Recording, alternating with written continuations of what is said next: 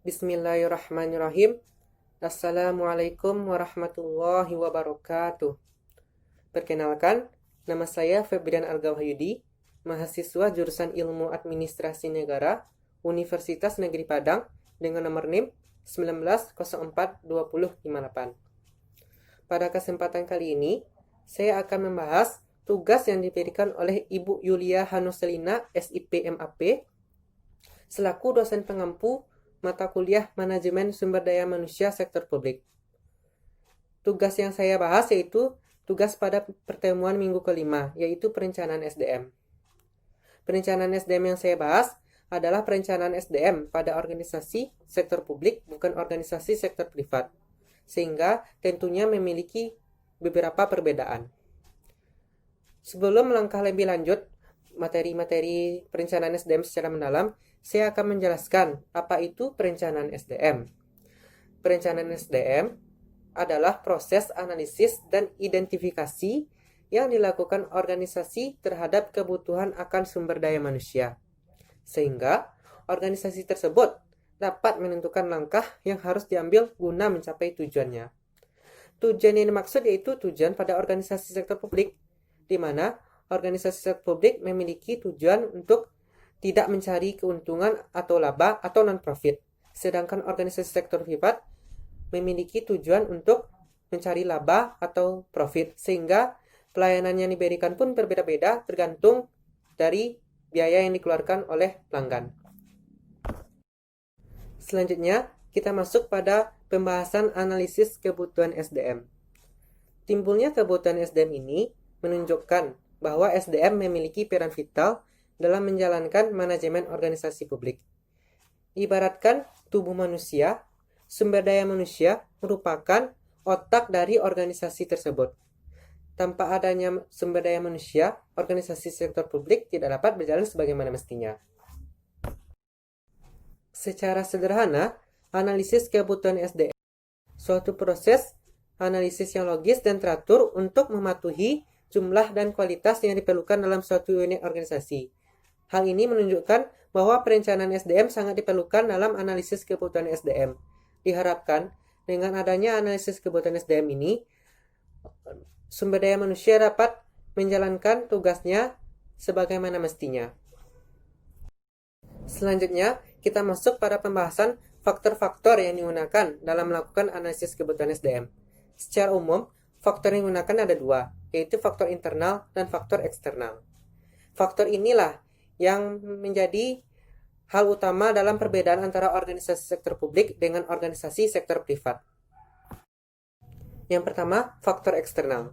Faktor eksternal adalah kondisi lingkungan yang berada di luar kendali organisasi publik yang berpengaruh pada rencana strategi dan rencana operasional. Sehingga, secara langsung atau tidak langsung, berpengaruh pada perencanaan SDM. Secara lebih rinci, faktor-faktor dalam faktor eksternal yaitu yang pertama, sosial, politik, dan budaya. Yang dimaksud dengan sosial, politik, dan budaya adalah dirapikan analisis kebutuhan SDM sesuai dengan kondisi sosial, politik, dan budaya di negara Indonesia. Yang kedua, kita masuk kepada perkembangan iptek.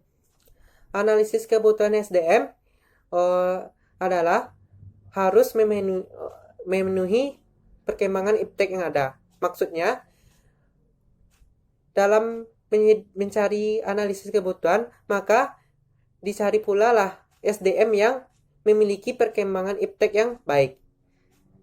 Dan menjadi pembeda dari organisasi sektor privat terletak pada kondisi ekonomi nasional dan internasional, di mana organisasi sektor publik tidak terlalu memikirkan masalah ekonomi.